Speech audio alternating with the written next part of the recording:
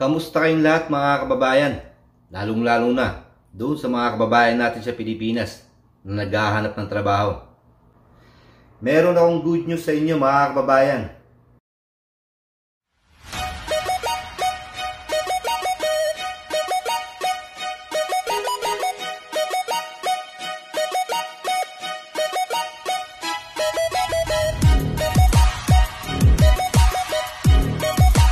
Hiring po ngayon dito sa Canada ng mga farm workers, farm laborers, greenhouse workers.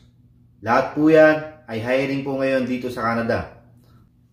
Para malaman mo ang mga detalye at kung paano ka mag-apply bilang isang farm worker dito sa Canada, panoorin mo at tapusin mo ang video na to, kabayan. Bago tayo magsimula, huwag niyong kalimutan na i-like, i-share natin yung video para makatulong sa mga ibang naghahanap ng trabaho. Pindutin nyo yung notification bell sa baba para maging updated pa kayo sa mga susunod pa nating video dito sa Canada. At huwag na huwag nyo po sanang kalimutan mag-subscribe doon sa mga hindi pa nakakapag-subscribe. Alam naman nating lahat nang dahil sa pandemya, ang dami-dami, libu-libong tao, libu-libong Pilipino ang walang trabaho ngayon. Ang video na to ay inaalay ko sa mga kababayan natin na walang trabaho sa Pilipinas, na nangangarap makapunta at makapagtrabaho dito sa Canada upang matulungan ang kanilang pamilya sa Pilipinas. Tip lang mga kababayan, bago po tayo mag-apply kahit saan sa abroad, kahit saang bansa, siguraduhin po natin muna na kumpleto po lahat tayo ng requirements. Unang-una, meron na po tayong passport dapat. Meron na po tayo dapat ng mga certificate of employment. Dapat po yung mga tunay na certificate of employment, hindi po yung mga dinadaya lamang.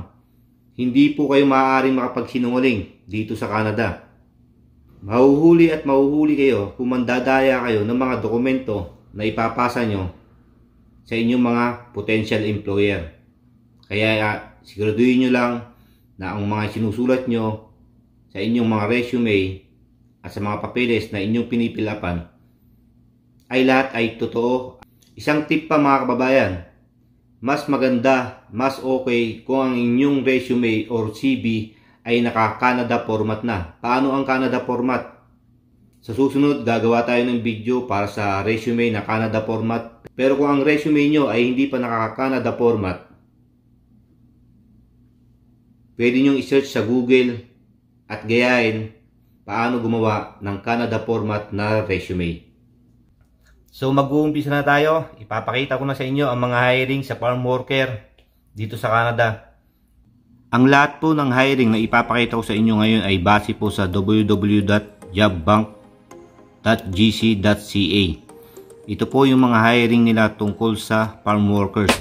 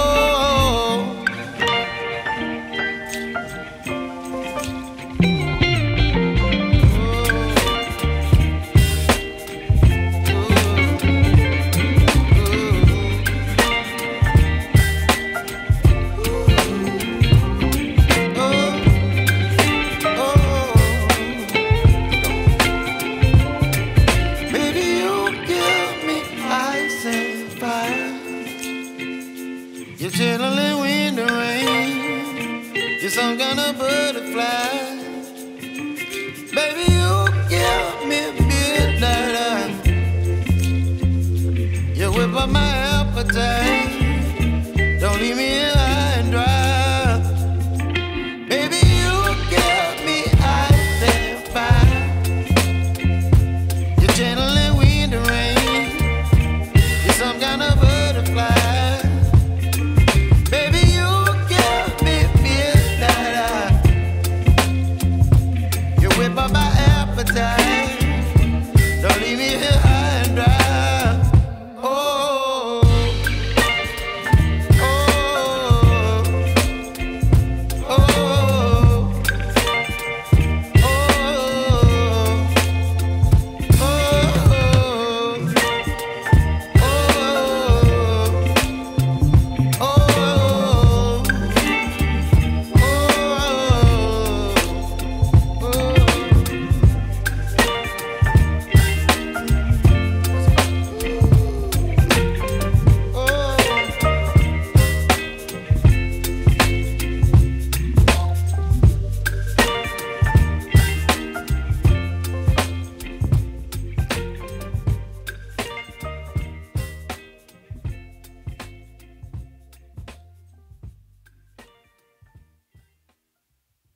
Na kung saan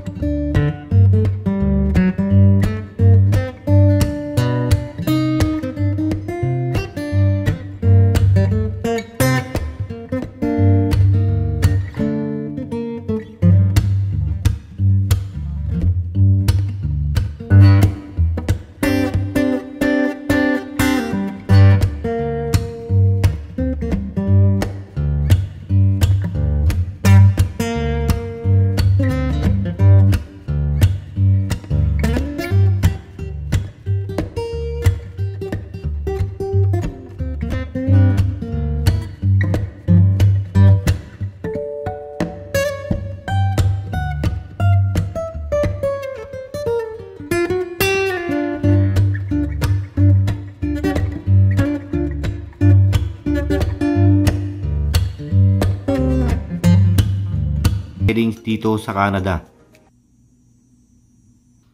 So ano pang iniintay mo, kabayan? Ayusin mo na yung resume mo, kumpletuhin mo na yung certificate of employment mo. Lahat ng iba pang maaaring mga requirements na kukuhanin sa iyo ng possible employer mo, ayusin mo na, kumpletuhin mo na, ipasa mo na. At sana isa ka sa mga maswerte at matagumpay na makapunta at makapagtrabaho dito sa Canada. Kung meron pa kayong mga tanong tungkol sa farm worker, i-comment nyo lang dito sa ating comment section sa baba. At umasa kayo na sasagutin ko lahat ng inyong mga katanungan base sa aking experience bilang isang farm worker mismo dito sa Canada. Muli po, maraming salamat sa mga taong walang sawang sumusuport sa akin mula noon hanggang ngayon. Ang puso po ang pasasalamat ko sa inyo. Maraming salamat po. Muli po, ako po si Lindsay. Magandang araw at mabuhay po tayong lahat. Hanggang sa susunod, mga kababayan.